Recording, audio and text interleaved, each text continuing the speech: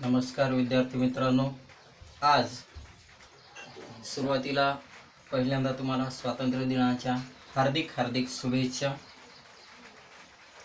तर आज आपण या पाठातील जो पाठ आपण सुरुवात केलेला होता, पाठ 3 उपयोजित इतिहास, या पाठाचा दुसरा भाग या ठिकाणी तुमच्या पुढे सादर केला जात आहे। त्यामुळे या ठिकाणी आपण बघितलेलं 2 मुद्दे 3.1 मध्ये उपयोजित इतिहास म्हणजे काय आणि 3.2 मध्ये जे असणारं संबंधित विषय असणारे उपयोजित इतिहासाला अनुसरून त्याची माहिती बघितली। आज आपल्याला 3 मुद्द्यांचा या ठिकाणी अभ्यास करायचा आहे, ते म्हणजे उपयोजित इतिहास आणि वर्तमान काळ 3.3 मध्ये, 3.4 मध्ये सांस्कृतिक आणि नैसर्गिक वारशाचं व्यवस्थापन आणि 3.5 मध्ये संबंधित व्यावसायिक क्षेत्र कोणकोणती आहे याची माहिती आपल्याला या ठिकाणी बघायची आहे। तत्पूर्वी मित्रांनो, की उपयोजित इतिहास आणि वर्तमान काळ याचा जर विचार केला आपण तर लक्षात येतं की बऱ्याच वेळेस आपल्या पुढे प्रश्न येतो की ह्याचा उपयोग काय आहे। तर 3.3 मध्ये उपयोजित इतिहास आणि वर्तमान काळ, तर बघा, इतिहासाचा दैनंदिन व्यवहारामध्ये आपण काहीच उपयोग नाही असं मागच्या व्हिडिओमध्ये बऱ्याच जणांचा गैरसमज आहे तो बघितलं होतं। पण असाच विचार जर आपण केला तर त्याचा उपयोग, वरील प्रश्नाचं उत्तर आपोआप आपल्याला मिळत राहतं। कसं आहे तर जे काही प्रश्न आहेत भूतकाळामध्ये मूर्त आणि अमूर्त गोष्टी अनेक अवशेष आपल्याला आजही वर्तमान काळामध्ये पाहायला मिळतात आणि या अवशेषांचा कुतूहल आपल्या मनामध्ये निर्माण होतं आणि ते समजून घ्यासाठी आपल्याला असं वाटतं की हे नेमकं कसं आहे। आपल्या पूर्वजांनी निर्माण केलेल्या कथा असतील, आपल्या निर्माण केलेला सांस्कृतिक वारसा असेल, तो मूर्त आपल्या समोर येतो आणि त्याच्याबद्दल साहजिक आपल्या मनामध्ये जाणीव निर्माण व्हायला लागते आणि ते सांगत असताना त्या पूर्वजांच्या आठवणी आपल्या समोर येतात आणि सहज आपल्या वडीलधाऱ्या माणसांना आपण ते विचारतो आणि ती जतन करण्याची, संवर्धन करण्याची आणि पुढील पिढ्यांना माहिती होण्यासाठी खऱ्या अर्थाने उपयोजित इतिहास आणि वर्तमान काळामध्ये आपल्याला या गोष्टींचा, सांस्कृतिक वारशाचं जतन आणि संवर्धन करणं तेवढंच महत्त्वाचं वाटतं। म्हणून जे आहे वर्तमान स्थितीमध्ये आज जरी आपण प्रगत झालो असलो तरी आपला ठेवा, आपली संस्कृती, आपल्या परंपरा ज्या मौखिक असतील, जे काही ठेवा आहे त्या ठेवा आपल्याला जतन करणं आपोआप वर्तमान काळामध्ये यथायोग्य माहितीसाठी आपल्याला ह्याची गरज आहे आणि त्याच्या माध्यमातून आपल्या पुढच्या वाटचालीसाठी हे मिळत असतं। मग म्हणून जे आहे की हे सर्व करत असताना आपल्याला ह्या गोष्टी, आपल्याला कौशल्यालाही वाव मिळतो आणि आपल्या जिज्ञासापूर्ती या ठिकाणी होते। म्हणून उपयोजित इतिहासाचा वर्तमान काळाशी खूप असा निगडित संबंध आलेला आपल्याला सांगता येतो आणि म्हणजे भविष्य काळासाठी आपल्याला दिशादर्शन होण्यासाठी उपयोजित इतिहासाचं वर्णन करता येईल अशी माहिती आपल्याला वर्तमान काळाच्या दृष्टीने मांडता येते। मग आता 3.4 मध्ये सांस्कृतिक आणि नैसर्गिक वारशाचं व्यवस्थापन कसं करायचं आहे आपल्याकडे ऑलरेडी उपलब्ध आहे आणि तो सांस्कृतिक आणि नैसर्गिक वारसा जतन कसा करायचा। सुरुवातीला आपण 3.1 देऊयात त्याला आणि त्याला म्हणूयात की सांस्कृतिक वारसा। मग हा सांस्कृतिक वारसा मानव निर्मित असतो आणि तो 2 प्रकारचा असतो। त्यामध्ये मूर्त आणि अमूर्त अशा 2 गोष्टी येतात। आता मूर्त मध्ये आपल्याला सांस्कृतिक वारशामध्ये सांगायचं झालं या प्रकारात तर प्राचीन स्थळ, वास्तू, वस्तू, हस्तलिखिते, शिल्पे, चित्रे इत्यादींचा समावेश हा मूर्त सांस्कृतिक वारशामध्ये होतो, ज्याला आपण भौतिक साधनं म्हणूया. ह्या भौतिक साधनांचा समावेश हा सर्व मूर्त सांस्कृतिक वारशामध्ये होतो. दुसरी गोष्ट जी आहे, दुसरा याच्यामध्ये ते अमूर्त सांस्कृतिक वारसा, जो पंच ज्ञानेंद्रियांना जाणवत्या त्या सर्व गोष्टी मूर्त आहेत आणि त्याचबरोबर ज्या आपल्या समोर पुढे येतात त्यामध्ये मौखिक परंपरा त्या भावनिक स्तरावर आपल्याला घेऊन जातात. म्हणून जेवढ्या काही भावनिक स्तरावर आपल्याला घेऊन जातात त्या अमूर्त गोष्टी ज्या आहेत काल्पनिक स्तरावर ज्या घेतात त्या सर्व. मग आता त्यासाठी उपयोगात आणली जाणारी भाषा, मग आता आपला राज्य आहे, आपला देश आहे, याच्यामध्ये वेगवेगळ्या परंपरा, बोली, भाषा बोलल्या जातात. ह्या सगळ्या आपल्याला समोर येतात. हे सगळं त्यासोबतच अमूर्त सांस्कृतिक वारशामध्ये येतं पारंपरिक ज्ञान. हे पारंपरिक ज्ञान सुद्धा आपल्याला आपल्या कुटुंबाकडून, आपल्या समाजाकडून आपल्याला इथपर्यंत मिळालेले. त्यासोबतच तिसरी गोष्ट याच ठिकाणी सांगता येतं आपल्याला सण समारंभ साजरे करण्याच्या सामाजिक पद्धती आणि धार्मिक पद्धती.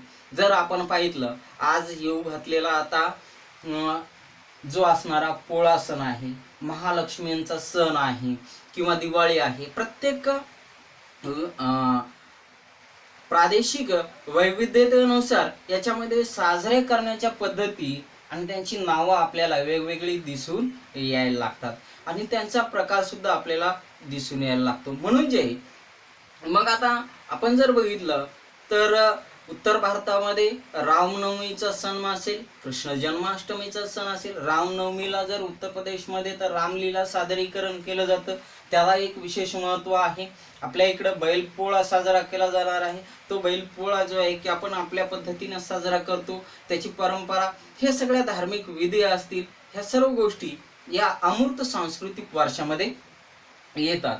त्यानंतर कला सादरीकरणाच्या पद्धती आहेत. वेगवेगळ्या राज्याच्या कला आणि त्या सादरीकरणाच्या पद्धती वेगवेगळ्या आहेत. मग ती तमन असेल, रमण असेल, मुडियट्टू असेल, ह्या सगळ्या वेगवेगळ्या परंपरा ज्या आहेत की आपल्या इकडं असणाऱ्या धार्मिक गणेशोत्सव असतील, शिवजयंती असेल, हे वेगवेगळ्या धार्मिक परंपरा ह्या ज्या आहेत की कला सादरीकरण करत असताना वेगवेगळ्या पद्धती आहेत. हे धार्मिक परंपरा असतील, विशिष्ट पारंपरिक कौशल्य असतील.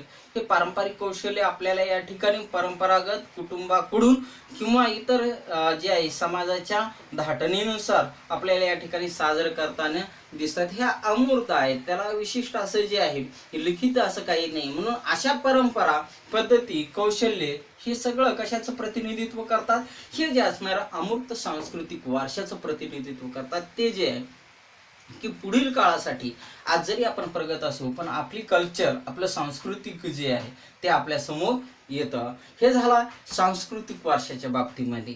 दुसरी गोष्ट जी आहे ज्याला आपण नैसर्गिक वारसा म्हणतो.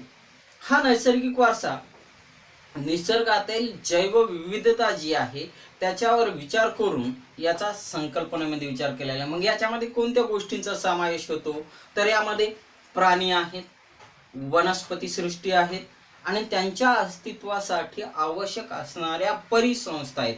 हे मग परिसंस्था मग जलसंस्था आहे, हवामान आहे, पर्यावरण आहे, हे वेगवेगळ्या परिसंस्था ज्या आहेत त्या भूरचनात्मक जेवढे काही वैशिष्ट्ये आहेत त्या वैशिष्ट्यांचा समावेश हे नैसर्गिक वारशामध्ये आपण करतो. मानवाचा जेवढं काही पिढ्या आपल्या ह्या इतिहास वारशाचं जतन करण्यासाठी आवश्यक होणं हे महत्व आहे की हे जतन होणं, संवर्धित होणं, पुढच्या पिढ्यांपर्यंत जाणं हे महत्वाचे आहे. की आपण काय होतो आणि आजची स्थिती काय हे जाणून घेण्यासाठी खऱ्या अर्थाने उपयोजित असे. म्हणून ह्यासाठी जागतिक स्तरावर असणारे हे जतन संवर्धित व्हावं म्हणून काही जागतिक संघटना जी आहे युनेस्को हिनं काही मार्गदर्शक तत्वे जाहीर केलेली आहेत. या मार्गदर्शक तत्वांच्या आधारे वारशाच्या पदास पात्र होणारी स्थळं असतील, परंपरा असतील यांची यादी जाहीर केलेली आहे.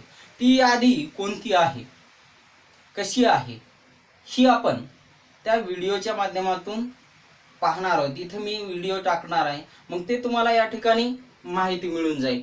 पण यासोबतच आपल्याला लक्षात येईल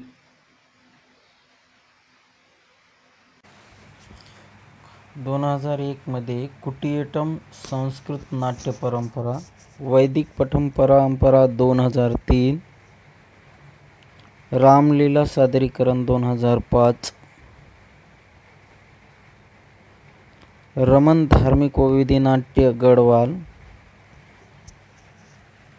कालबेलिया लोकनृत्य राजस्थान 2010, छऊ डान्स,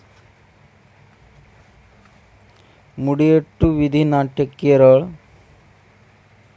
मणिपूर संकीर्तन परंपरा 2013, ठठेरा जमात भांडी बनवण्याची कला, नवरोज हे पारसी नववर्ष 2016, योग 2016ला, आग्र्याचा किल्ला 1983, अजिंठा वेरूळ लेण्या 1983,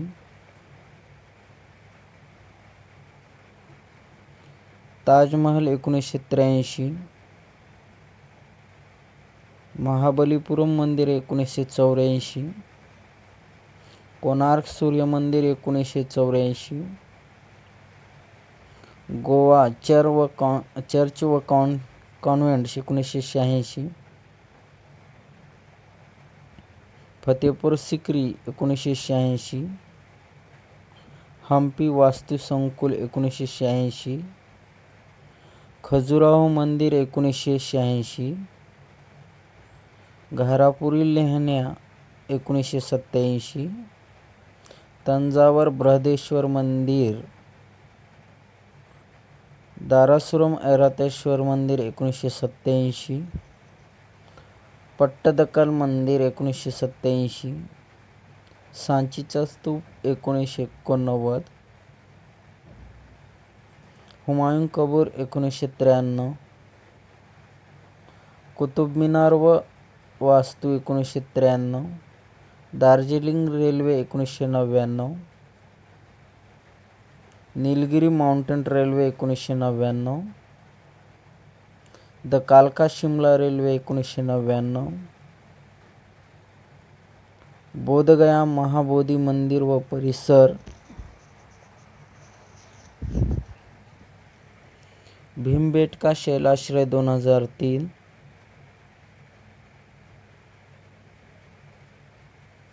चंपागढ़ पावागढ़ पुरातत्वीय स्थळ 2004, CST मुंबई 2004, लाल किल्ला 2007 दिल्ली येथील, 2010 जंतर मंतर जयपूर, राजस्थानमधील पर्वतीय किल्ले 2013, रानी की बाव गुजरात पाटण येथील 2014, नालंदा महाविहार पुरातत्वीय स्थळ 2016, चंदीगड कॅपिटल कॉम्प्लेक्स 2016, अहमदाबाद ऐतिहासिक शहर 2017,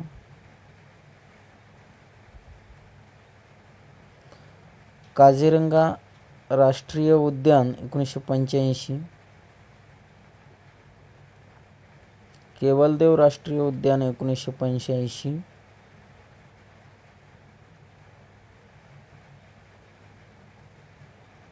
मानव वन्यजीव अभयारण्य 1985, सुंदरबन 1987,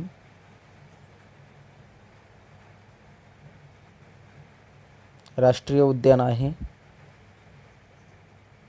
नंदादेवी आणि व्हॅली ऑफ फ्लॉवर्स 1988,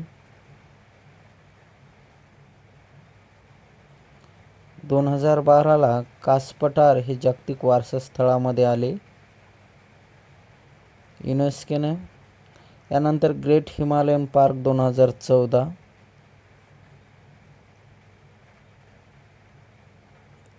या ठिकाणी असणारी यादी ज्यामध्ये कांचनगंगा राष्ट्रीय उद्यान. आता या ठिकाणी आपण हा व्हिडिओ जर पाहितला तर या व्हिडिओच्या माध्यमातून आपल्याला लक्षात येतं की युनेस्कोनं जे काही गोष्टी जाहीर केलेल्या आहेत त्यामध्ये नैसर्गिक वारशाच्या यादीमध्ये 2012ला या ठिकाणी सातारा जिल्ह्यातील असणाऱ्या कास पठाराचा, पश्चिम घाटामध्ये असणाऱ्या कास पठाराचा उल्लेख केलेला आहे. तसंच कैलासचं वेरूळ मंदिर आहे. त्यानंतर अशा अनेक गोष्टी ज्या आहेत 2012ला या ठिकाणी कास पठाराचा उल्लेख करण्यात आला आणि सांस्कृतिक वारशाचं व्यवस्थापन व्यवस्थितरित्या व्हावं हे प्रमुख उद्देश युनेस्कोचा आहे. याच्यामध्ये भरपूर यादी आपण पाहितलेलीच आहे. मग यासाठी एक स्वयंसेवी संस्था जी आहे तिचं नाव आहे INTACH, Indian National Trust for Art and Culture Heritage नावाची संस्था 1984 पासून ही कार्यरत आहे. आणि ही कार्यरत असल्यामुळे विविध तज्ज्ञांचा असेल, स्वयंसेवी कार्यकर्त्यांचा सहभाग घेऊन मोठ्या प्रमाणावर जे असणारे सामाजिक, राजकीय, सांस्कृतिक जाणीव ही जनमानसामध्ये निर्माण व्हावी यासाठी ही कार्यरत आहे. आणि ही कार्यरत असल्यामुळे मोठ्या प्रमाणात काही उद्दिष्ट या ठिकाणी साध्य होतात. मग कोणकोणते आहे तर ते बघत असताना आपल्याला लक्षात येतं की प्रकल्प राबवत असताना ह्या प्रकल्पांतर्गत जे वारसा स्थळ आहेत यांचं मूळ स्वरूप न बदल करता, पहिला मुद्दा असा येतो की प्रकल्पांतर्गत वारसा स्थळांचं मूळ स्वरूप न बदलता जतन आणि संवर्धन काम करणं हे संस्थेचं काम आहे. त्यासोबतच दुसरी महत्त्वाची गोष्ट अशी आहे की स्थानिक समाजाची घडण, मानसिकता यांच्या पुढे असणारी वर्तमानातील विविध आव्हाने आणि स्थानिक लोकांच्या अपेक्षा यांचा आढावा घेण्यासाठी या संस्थांचा फार मोठा, कारण काही ठिकाणी असणारे काही सांस्कृतिक वारशाचं जतन हे पुरातत्व एखाद्या माध्यमातून तर होतच आहे, पण स्वयंसेवी संस्थांच्या माध्यमातून लोकांच्या मध्ये जागृती असावी ह्याच दृष्टीने काही लोकांच्या अडचणी आहेत तिथल्या जतन करण्यामध्ये आर्थिक अडचण असेल, काही भौतिक अडचणी आहेत, हे सोडविण्यासाठी सुद्धा लोकांच्या विचार घेऊन या ठिकाणी मोठ्या प्रमाणावर ह्या अडचणी सोडविण्यासाठी ही संस्था कार्यरत आहे. तसंच तिसरा मुद्दा आहे सांस्कृतिक वारसा स्थळांचं जतन संवर्धन करत असताना स्थानिक लोकांच्या भावना सुद्धा दुखावल्या.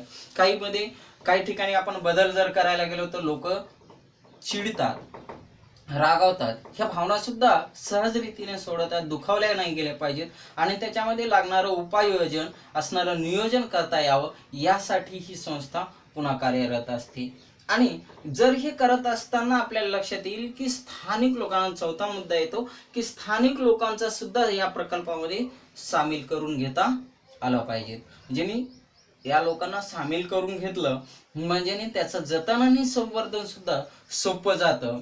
म्हणून जे आहे त्यासोबतच पाचवा मुद्दा आहे की या संस्थेच्या माध्यमातून जी कामं उपयोजित इतिहास कसा होईल तर स्थानिक लोकांच्या परंपरागत कौशल्यांचा प्रोत्साहन देऊ शकतात. म्हणजे स्थानिक लेवलला असणाऱ्या ज्या कला कौशल्य आहेत, त्या सादरीकरण असेल, जे नृत्य प्रकार आहेत, ह्यांना जे प्रोत्साहन देऊन त्यांना राष्ट्रीय आणि आंतरराष्ट्रीय पातळीवर कसं नेता येईल याचं सुद्धा भान या ठिकाणी असतं. मग अशाच अनुसरून काही उद्योग व्यवसाय असतील, जी कुटीर उद्योग असतील, जी काही हस्तकला आहेत त्यांना मोठ्या प्रमाणावर पुढे, जसं आपण जर बघितलं तर ठठेरा जमातीची असणारी जी पंजाबमधील आहे तिला आपण जर बघितलं तर कशा पद्धतीने तिला तांब्याची भांडी असतील, पितळीची भांडी बनवण्याचा जो उद्योग आहे त्याला सांस्कृतिक वारशामध्ये या ठिकाणी, मौखिक आणि सांस्कृतिक वारसा नाही तर सांस्कृतिक वारशामध्ये त्याला या ठिकाणी समाविष्ट करण्याची परंपरा आहे ती आलेली आहे. मग हे उद्योगाला सुद्धा चालना मिळण्यासाठी हे झालेलं. जसं आपण काही गोष्टी जर बघितल्या तर हे सर्व मोठ्या प्रमाणावर जे नृत्य असतील याचा मोठ्या प्रमाणावर हे केलेलं आहे. शिल्पकला असेल, ह्या सुद्धा काही छोटे छोटे वस्तू बनवल्या, हे शक्य होणं, त्याचं नियोजित पद्धतशीर नियोजन कसं करायचं याचं नियोजन करता येतं.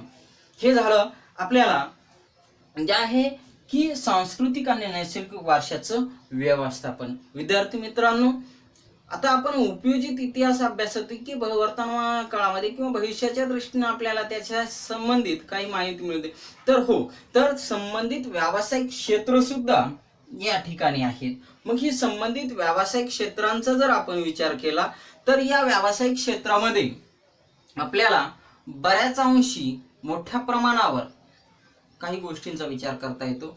मग त्या ठिकाणी ठरवण्यासाठी आपल्याला जे काही ज्ञान आहे इतिहासाचं ज्ञान आपल्याला या ठिकाणी आपलं क्षेत्र उद्योग व्यवसाय करण्यासाठी महत्त्वाचं ठरतं.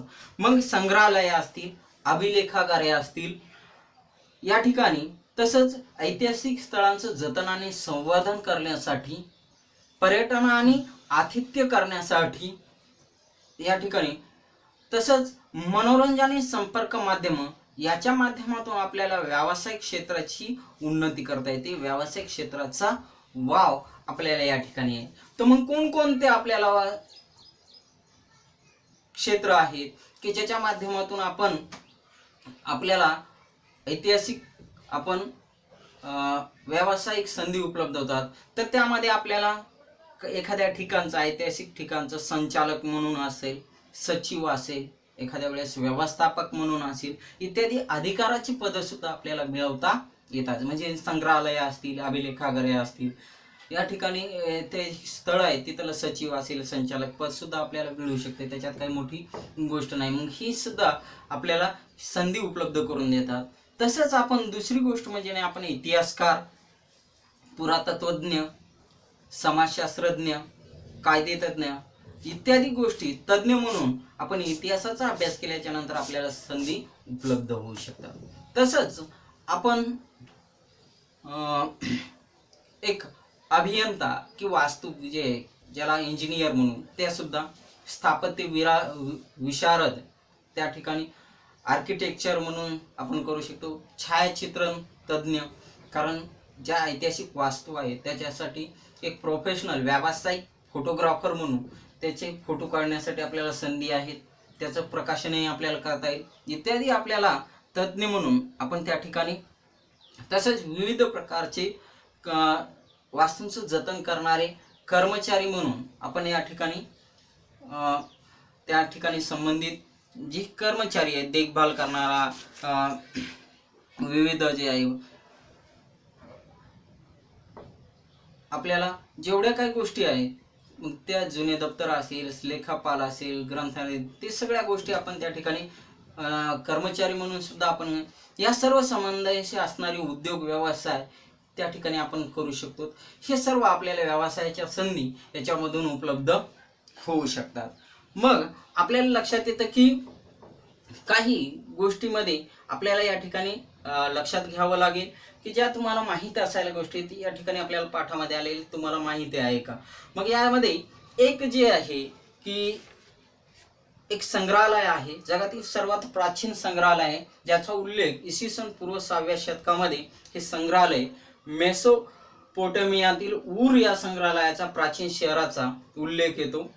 आणि या शहराचं उत्खनन करत असताना जे आहे, ह्या उत्खनन करत असताना काही गोष्टी सापडल्या आणि हे पुरातत्वज्ञ, ब्रिटिश पुरातत्वज्ञ जे असणारे सर लिओनार्ड वुली यांनी 1922 ते 1934 या काळामध्ये हे उत्खनन केलं. आणि या संग्रहालयामध्ये ॲनी गॉल्डी नावाची एक राजकन्या होती. हे राजकन्येनं हे संग्रहालय बांधलं होतं आणि या संग्रहालयाचा संग्रहपाल म्हणून स्वतः काम तिनं पाहितलेलं आहे.